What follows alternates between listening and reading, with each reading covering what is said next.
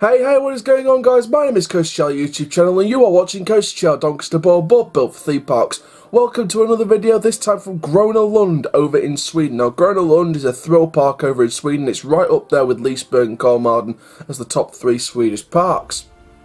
Now, we already know what's coming in 2021. It was originally 2020, but it's been pushed back to 2021. It is, of course, codenamed Blue Harvest, which is a Bolliger and Mabillard inverted roller coaster with 4 inversions and a height of 111.6 feet. Now, as you can see on your screen now, officially by Grona Lund, these are some recent construction pictures. Look at that. That is the excavation of an 8-metre hole, I believe, where the station's going to be, and then the track's going to rise through and above this, sort of up from the ground where the station is, which is nice. You can see that picture there, and if we sort of go across to the next picture, you can see it's quite a darker image, so the area's been lit up more. You can see some structures going in below. So I believe those poles that they're setting up at the bottom, the construction guys. Hello there, if you're a construction guy on that photo, if you're watching this. Yeah, the wooden poles are sort of a foundation, perhaps, for getting the structure ready for the station. So that's all looking good. So basically, if you didn't know already some stats about the inverted coaster, it has a height of 111.6 feet, as I've mentioned, a top speed of 62.1 miles per hour. Why would it be 52? It's a B&M.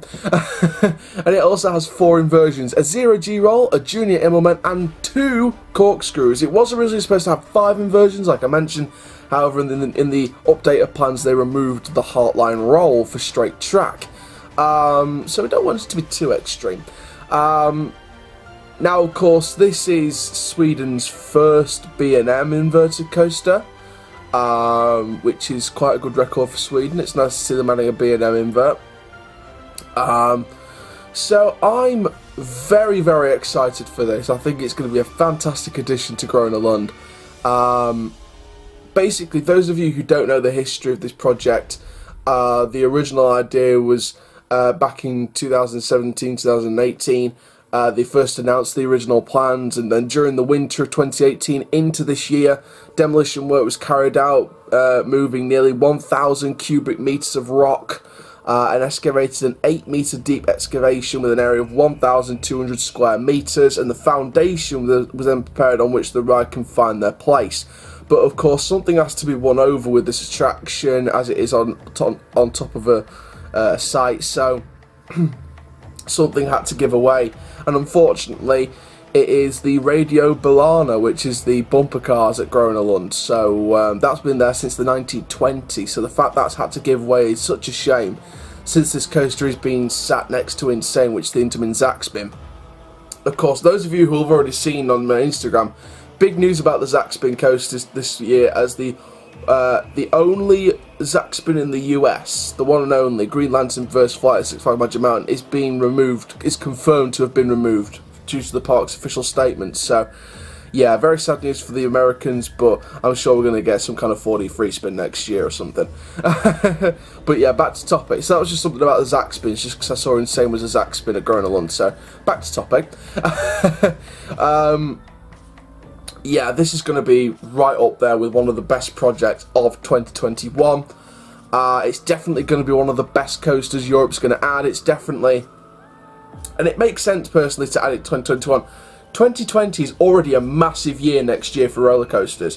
2021 is going to be a massive year specifically in Europe at the minute. I'm sure America's got something planned for the parks in 2021, but it's going to be a big year in Europe for coasters in 2021. You got Wallaby Belgium's Intamin Mega, Intamin launch at Park Asterix, and now the B&M invert's been pushed back to, by Grona Lund 2021. So Sweden, Belgium, and France are the places to be in 2021. So I would love to get out to either one of those 3 parks, or even more than one of those parks, maybe even 2, maybe even all 3. I'd love to get out to all of them. Wallaby Belgium, Grona Lund, and Park Asterix, to try out these coasters. I would love that so much.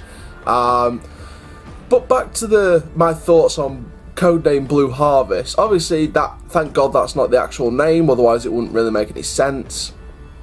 It would be a nice name, don't get me wrong, but I think they can do a bit better than that. I mean, you look at the flat ride they're doing this year, Snake, and how that's been designed and how it looks like a snake. So, yeah, it'd be nice to see. I mean, with I think it's just part of the original plan design, but the orange track may suggest something perhaps.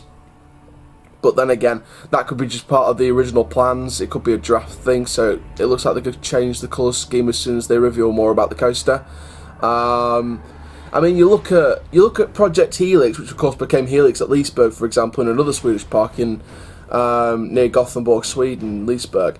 That's been planned. That was planned for a couple of years, and I think they revealed the details sort of late 2012, start of 2013 when they started revealing more details. So I don't think it's going to be until end of this year, going into 2020, that we'll know sort of more about the theme and the name. Maybe they'll start doing some teasers around summer, Halloween time this year, perhaps, as to what we think the name's going to be for the coaster.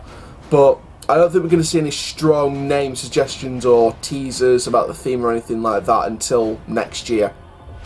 If we're going to see teasers this year, like I said, it's going to be like faint ones, like This Is Coming, Be Warned, 2021, Warning Date, etc. Just something to hype up the ride, and then 2020 is going to be the specific themed teasers. And we'll, of course, I'm sure it will be next summer when we get an official name. If they name it this year, I'll be a bit surprised, but I think expectantly it should be next year, or we should get the official name. This is just a code-working name, which could give off some potential themes for the ride. I mean, Blue Harvest. Is there a specific backstory for this? We know it's not in a specific area of the park, because Grona Lund, in my opinion, hasn't really got any specific themed areas. It's all one park that's not split off into areas like what Paulton's Park are doing, when they sort of took one area of the park, made it Critter Creek, took another area of the park, Lost Kingdom, Peppa Pig World. I'm sure the Cobra Edge area is going to be next into a new themed area. I'm sure the area around Kon-Tiki and stuff like that is going to become its own themed area. And of course you've got the wildlife part. So again, they're sort of splitting off their areas. I don't think Grona Lund's that park. They haven't really got specific areas. It's all in one area. It's all one park. So I kind of think they'll get away with any kind of theme.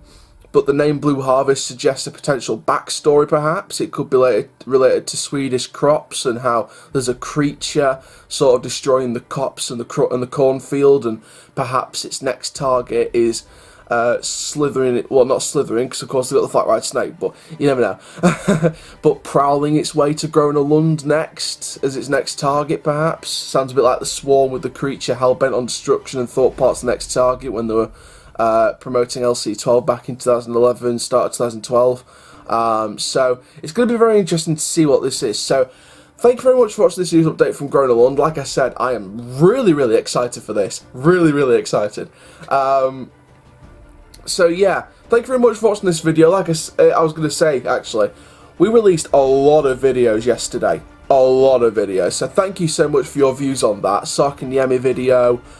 Six Flags America, SeaWorld San Diego, the submission review from Alton Towers.